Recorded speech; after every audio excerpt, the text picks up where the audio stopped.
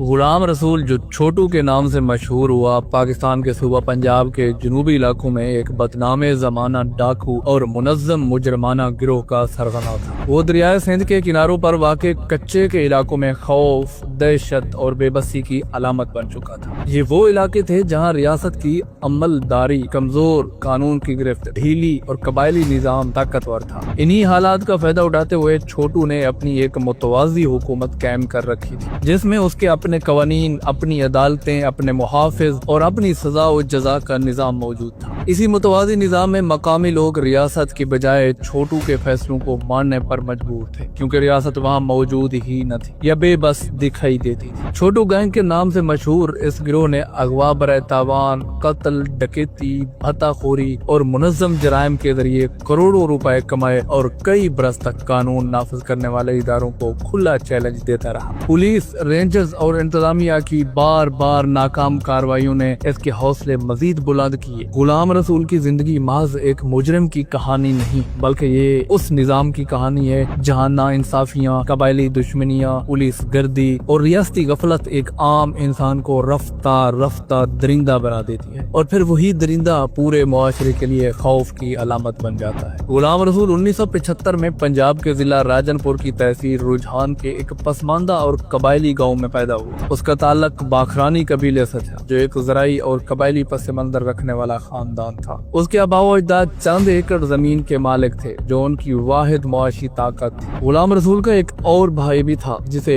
शोबी कहा जाता था। गुर्बत, महरूमी और अदम तहफ़्फ़ुज़ उसके बचपन का हिस्सा थे। महज 13 बरस की उम्र में वो कश्मीर के ट्रक अड्डों पर कायम चाय खानों में बैरागिरी करने लगा, ताकि अपने खानदान का पेट पालने में मदद दे सके। ये कम उम्री ही उसे सख्तियों और नाहमवार हालात से आशना कर गई। उसकी जिंदगी उस वक्त मुकम्मल तौर पर बदल गई जब कबायली झगड़ों ने उसके खानदान को निशाना बनाया। सादिकाबाद के थाना माचका की हुदूद में चाचड़ और कोश कबाइल के दरमियान पुरानी दुश्मनी चली आ रही थी। एक वाक़े में चाचड़ कबीले के एक फर्द को कोश कबाइल ने कत्ल कर दिया, जिसके बदले में चाचड़ों ने 8 कोश अफराद को मार डाला। गुलाम रसूल का भाई शोबी चाचड़ों का करीबी दोस्त था, इसी वजह से उन्होंने अपने बच्चों को उसके पास छोड़ दिया। यही बात गुलाम रसूल के खानदान के लिए तबाहकुन साबित हुई। कोश कबाइल ने गुलाम रसूल के घर पर हमला किया, अहले खाना को तशद्दुद का निशाना बनाया, घर को जला दिया और शोबी को 8 कत्लों का इल्जाम लगाकर पुलिस के हवाले कर दिया। पुलिस ने बगैर किसी तहकीक और शवाहिद के शोबी पर बदतरीन तशद्दुद किया, और इस वाक़े के बाद गुलाम रसूल का खानदान गाँव छोड़ने पर मजबूर हो गया। उनकी 12 एकड़ जमीन पर ताकतवर लोगों ने कब्जा कर लिया और कोई सुनने वाला न था। यही वो मरहला था जहाँ गुलाम रसूल के दिल में रियासत, कानून और इंसाफ के खिलाफ शदीद नफरत ने जन्म लिया। जब गुलाम रसूल जेल में अपने भाई शोबी से मिलने गया तो पुलिस ने उसे भी गिरफ्तार कर लिया और उस पर मोटरसाइकिल चोरी का झूठा मुकदमा बना दिया गया। 3 साल उसने जेल की सलाखों के पीछे गुजारे, जहाँ उसकी मुलाकात खतरनाक जराइम पेशा अफराद से हुई और वो पहली बार मुनज्जम जराइम की दुनिया से अमली तौर पर रोशनास हुआ। रिहाई के बाद भी पुलिस ने उसका पीछा न छोड़ा। एक बार फिर उसे गिरफ्तार किया गया और थाने में तशद्दुद के दौरान उसकी टांग तोड़ दी गई। ये मुसलसल जिल्लत, नाइंसाफी और बेबसी आखिरकार उसे जराइम की दुनिया में ले गई। उसने अपनी जमीन वापस लेने की कोशिश की, सरदारों के दरवाजे खटखटाए, मगर हर जगह से मायूसी मिली। बिलाखिर उसने मुख्तलिफ कबायली सरदारों की पनाह ली,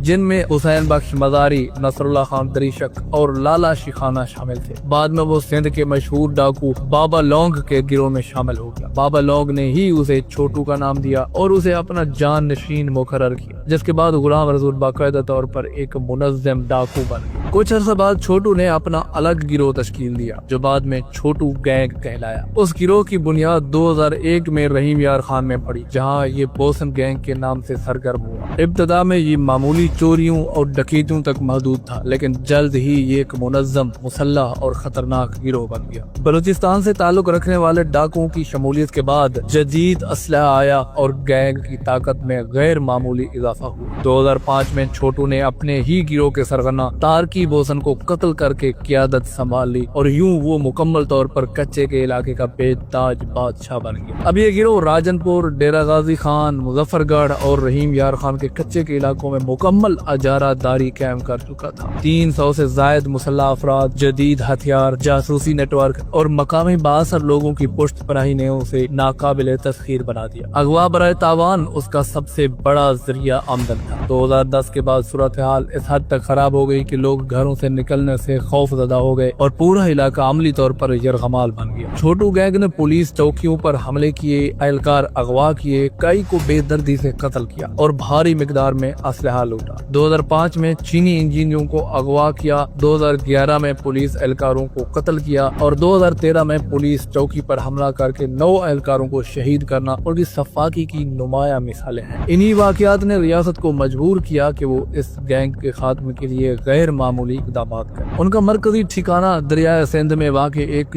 जजीरा था जो बाद में छोटू जजीरा भी कहलाया। ये घने जंगलात, पानी और दुश्वार गुजार रास्तों की वजह से नाकाबिले रसाई समझा जाता था। कई साल तक पुलिस के 6 बड़े ऑपरेशन नाकाम हुए, जिससे रियासती कमजोरी और कानून नाफिज करने वाले इदारों की नाकामी खुलकर सामने आती रही। बिलाखिर अप्रैल 2016 में पाक फौज की मदद से एक बड़ा और फैसला कुन ऑपरेशन किया गया। कई दिनों की शदीद लड़ाई, पुलिस एहलकारों की शहादत और 24 एहलकारों के यरगमाल बनने के बाद गुलाम रसूल उर्फ छोटू ने गैर मशरूत तौर पर हथियार डाल दिए। उसकी गिरफ्तारी को रियासत की एक बड़ी कामयाबी करार दिया गया और पूरे मुल्क में उसे एक अहम मोड़ समझा गया। गिरफ्तारी के बाद छोटू के खिलाफ इंसदादे दहशतगर्दी अदालतों में दर्जनों मुकदमा चलाए गए। मुख्तलिफ फैसलों में उसे मजमूई तौर पर 308 साल की कैद की सजा सुनाई गई, जबकि 18 मरतबा सजाए मौत का हुक्म भी सादर किया गया। ये सजाएं मुख्तलिफ मुकदमात, खुसूसन पुलिस एहलकारों के कत्ल, अगवा और रियासत पर हमले के केसेस में सुनाई गई। ताहम इन सजाओं पर फौरी तौर पर अमल नहीं हुआ। छोटू और उसके वकला की जानिब से आला अदालतों में अपीलें दायर की गई। कुछ मुकदमात में अपीलों के नतीजे में सजाएं बरकरार रहीं, जबकि चंद मुकदमात में शवाहिद की बुनियाद पर सजाओं में कमी या बरिया की खबरें भी सामने आई। यही वजह है कि वक्तन फवक्तन ये खबरें गर्दिश करती रहीं कि छोटू रिहा हो गया या उसकी सजा खत्म हो चुकी है। हालांकि हकीकत ये थी कि उसके खिलाफ कई संगीन मुकदमात बदस्तूर जेर समाअत या बरकरार थे। हालिया बरसों में छोटू कभी जेल में और कभी अदालती फैसलों की बुनियाद पर महदूद रिहाई के मराहिल से गुजरा। ताम सजा मौत पर ताहाल अमल दरामद नहीं और उसके मुकदमात का कानूनी अंजाम मुख्तलिफ अदालतों में जेर बहस रहा। उसकी कहानी आज भी पाकिस्तानी अदालती निजाम, अपीलों की तवील अमल और रियासती रिट के मसाइल की एक वाज़ेह मिसाल समझी जाती है। ये कहानी सिर्फ एक डाकू की नहीं बल्कि एक ऐसे निजाम की है जो बर वक्त इंसाफ फराहम करने में नाकाम हो जाए तो वहाँ छोटू जैसे किरदार जन्म लेते हैं। छोटू एक फर्द नहीं, एक सोच है और जब तक नाइंसाफी, महरूमी और रियासती गफलत खत्म नहीं होती, कच्चे के इलाके ऐसे ही अलमियों को जन्म देते रहे।